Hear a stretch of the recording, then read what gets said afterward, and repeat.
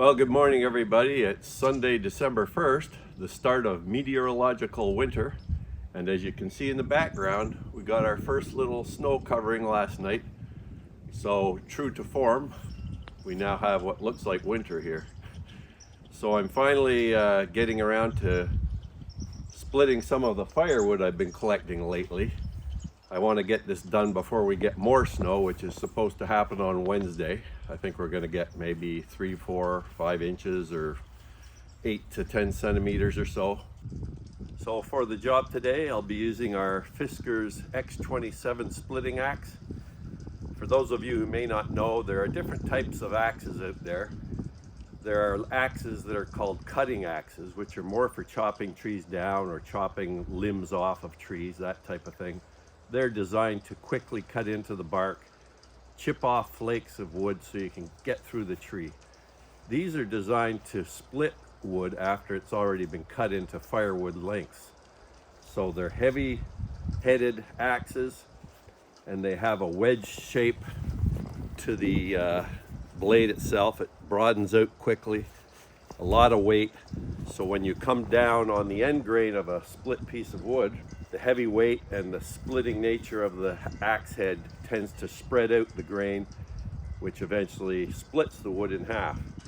So I prefer to put the wood that we're going to split on another piece of wood like this big round here.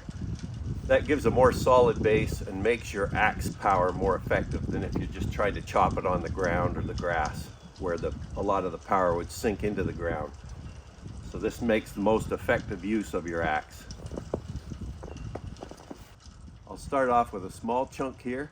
Most of what I'm chopping here are beech, and these are beech trees that have died unfortunately on our property, and then they fall over back in our woods. So for any that are still in decent quality when I get to them, I've been trying to use them for firewood. There's a lot of them that remain out there and will just degrade into the soil as well, so I'm not taking all of them out by any means. I'm just taking ones that are more accessible to the side of our trails.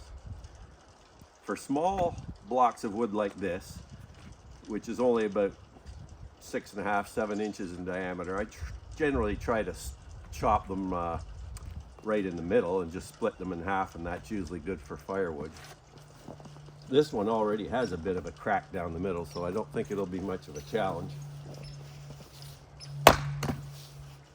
I didn't actually hit the crack very well, unfortunately.